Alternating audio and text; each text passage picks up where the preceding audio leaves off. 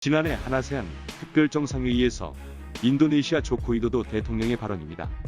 정상회담에서 이처럼 말하는 것은 극히 이례적으로 두 정상이 매우 친밀한 관계임을 보여주는 장면입니다.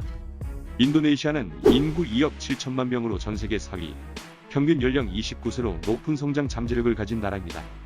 문재인 대통령은 인도네시아를 기점으로 일본의 텃밭인 동남아시아에서 한국의 위상을 높이려는 신남방 정책을 세웠습니다. 그 첫 번째 과제로 지난해 11월 한인미 정상회담에서 포괄적 경제동반자협정 세파가 타결됐습니다. 세파는 한국의 주요 수출 품목인 철강, 합성수지, 자동차 부품 등에 적용되던 5에서 15%의 관세를 철폐하는 협상입니다. 이 협상으로 인해 인도네시아에서 97% 점유율을 가진 일본 자동차 업체와 맞서 현대자동차가 힘을 받게 되는 등 한국 기업들이 인도네시아 시장 공략이 한층 수월해졌습니다. 2018년 인도네시아 정부는 인도네시아 산업 4.0 로드맵을 발표했습니다. 식음료, 자동차, 전자, 화학, 섬유봉제 등 5개 중점 산업과 함께 4차 산업혁명의 핵심 분야를 육성하겠다는 전략을 세우며 제조업 기반의 국가를 만들겠다는 청사진을 그렸습니다. 인도네시아 정부는 일본 노무라 증권의 설계를 맡기며 또다시 일본판으로 인도네시아의 미래가 확정되는 줄 알았지만 반전이 일어났습니다. 조코 위도도 대통령이 한국에 SOS를 요청한 것입니다. 산업지도의 설계는 일본에 맡겼지만 실행계획은 한국이 맡아달라고 도움을 요청한 것입니다. 인도네시아를 비롯한 동남아시아 국가들은 짧은 시간 한강의 기적을 일으킨 한국이 선망의 대상입니다. 한국을 롤모델로 삼아 경제 대국을 만들겠다는 겁니다. 인도네시아 정부 관계자는 제조업 기반을 구축해야 하는데 일본은 물건만 팔 뿐 기술 이전엔 소극적이라고도 말했습니다. 한마디로 이득만 취하려는 일본 대신 한국을 선택한 것입니다. 이뿐만이 아닙니다.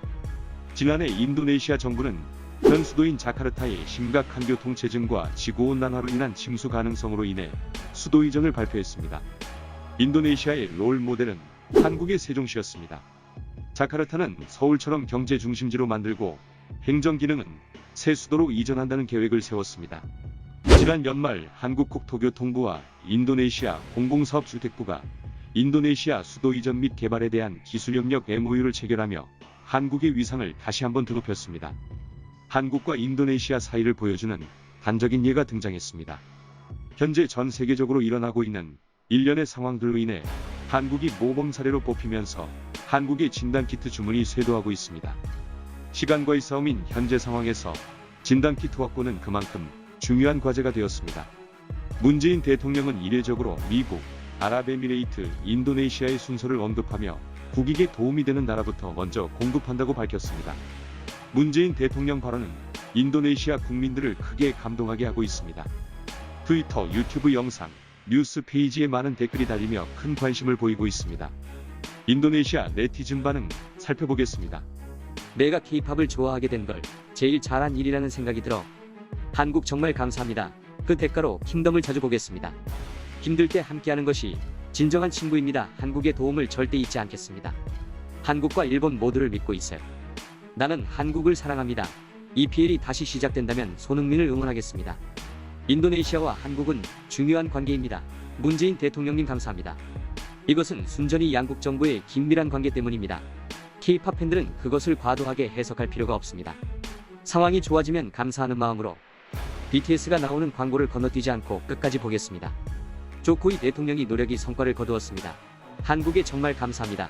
전 세계에 몇 안 되는 성공적인 대응 국가로 알려진 이스라엘. 이런 이스라엘한테 최근 일본이 한 가지 질문을 했습니다. 도대체 어떻게 했냐? 그리고 돌아온 대답. 모든 걸 한국한테 배워왔다.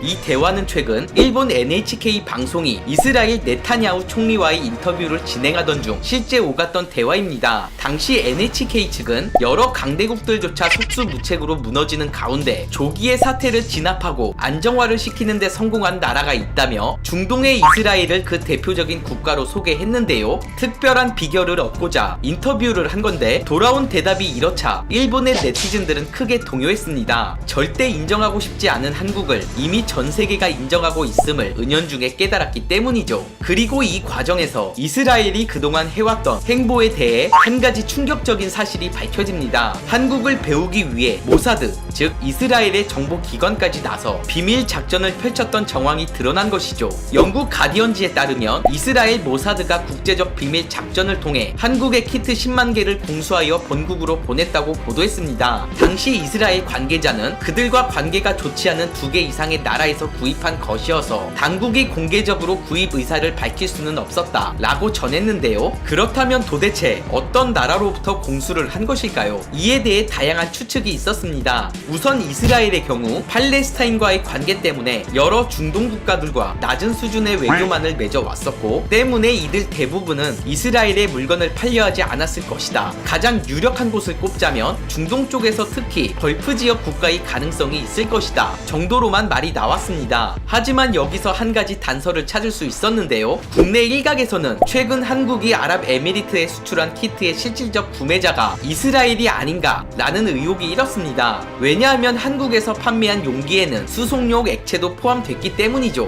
키트 구입 직후 예루살렘 포스트의 지난 기사를 살펴보면 우리가 지금 당장 필요한 것은 검체를 옮길 때 필요한 액체, 즉 배지 운송용 액체인데 모사드가 구입한 키트에는 이것이 빠져 있었다 라는 내용을 찾아볼 수 있습니다. 놀랍게도 그 시기가 한국에서 아랍에미리트로 제품을 수출을 했던 당시와 정확히 일치한다는 것이죠. 그리고 이는 곧 사실로 밝혀집니다. 네타냐후 수상은 최근 이스라엘이 행했던 모든 태세들은 한국과 같이 앞서가는 나라로부터 배운 것이다. 모사드가 10만 인분의 키트를 다른 나라로부터 몰래 조달하는 작전을 시행한 것 또한 사실이다. 뒤늦게 알려진 내용이지만 이 키트의 제조사는 다름 아닌 한국의 시젠이었죠. 이러한 비밀작전 이후 이스라엘은 처음부터 계획했던 대로 한국과 똑같은 전철을 밟기 시작합니다. 대규모의 키트를 확보한 이후 검사 규모를 하루 100명 수준에서 3000명 규모로 대폭 늘렸고 한국이 해왔던 모든 방식을 효과적으로 분석 및 적용을 합니다. 예를 들어 법원의 영장 없이도 휴대전화 위치 정보를 이용해 추적 관리를 할 수 있는 긴급 조치라든지 심지어 드라이브스루 또한 한국의 모델을 그대로 차용한 것이죠. 결과적으로 일본의 입장만 난처하게 돼버렸습니다. 바로 옆에 모범 국가를 놔두고 왜 굳이 이스라엘까지 날아가서 비결을 알아냈어야 했냐는 것인데요. 작년부터 이어져 온 수출 규제와 같이 최근 양국 간의 관계가 껄끄럽다 보니 이해를 못하는 바는 아니지만 지금과 같은 사태에도 쓸데없이 자존심만 챙기려는 것이 아니냐 라는 비판에 대해서는 피할 길이 없어 보입니다. 이에 대해 일본 네티즌들의 반응이 폭발적인데요. 그렇다면 지금부터 구체적인 일본 반응을 살펴보겠습니다.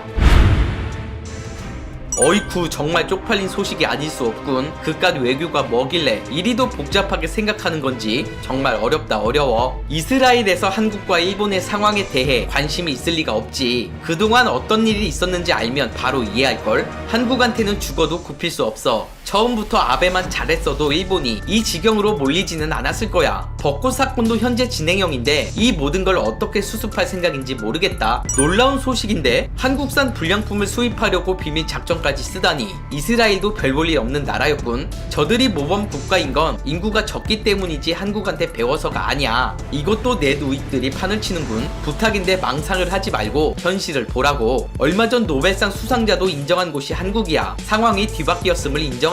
수출 규제는 우리의 완벽한 승리지만 이번 일은 아무래도 한국이 우위에 있는 느낌인데 지금이라도 용서를 빌면 아마도 우리한테 키트를 팔아줄지도. 한국산 키트도 아직 검증된 게 하나도 없지 않나? 이스라엘이 곧 한국을 디스하는 순간이 다가올 듯. 차라리 중국산을 쓰겠다, 이 정도? NHK에서는 저런 일이 있었으면 편집을 해서 방송에 내보냈어야지. 삼국의 입장에서 일본이 농락당한 그림이잖아. 이제 저 채널은 안 봐야지. 이스라엘과 한국이 사이가 별로였나? 직접 수입을 하면 될 것을 왜 다른 나라를 통해 사들였는지 이해가 안 되는데 누가 설명 좀 해줘. 모사드가 저 정도로 공들여 입수할 수준이라면 분명 검증 과정을 거쳤을 거야. 한국산이 믿을 만하다는 소리겠지. 일본은 인정 안 하지만 보나마나 한국이 강매를 했겠지. 허가도 안 나서 안 팔리니까 처리해야 할 곳이 이스라엘이었던 거야. 어쩌면 물건을 주면서 돈까지 줬을지도. 웃음. 일본은 항상 옳은 선택을 해왔고 이번의 경우도 다를 바 없어 곧 한국을 제치고 모범 국가로 떠오를 거야. 그러니까 한국산 키트를 빨리 갖고 오자. 이런 바보 같은 상황을 봤나? 한국보다 일본이 선진국인 건 사실이지만 후진국한테도 배울 점이 있어.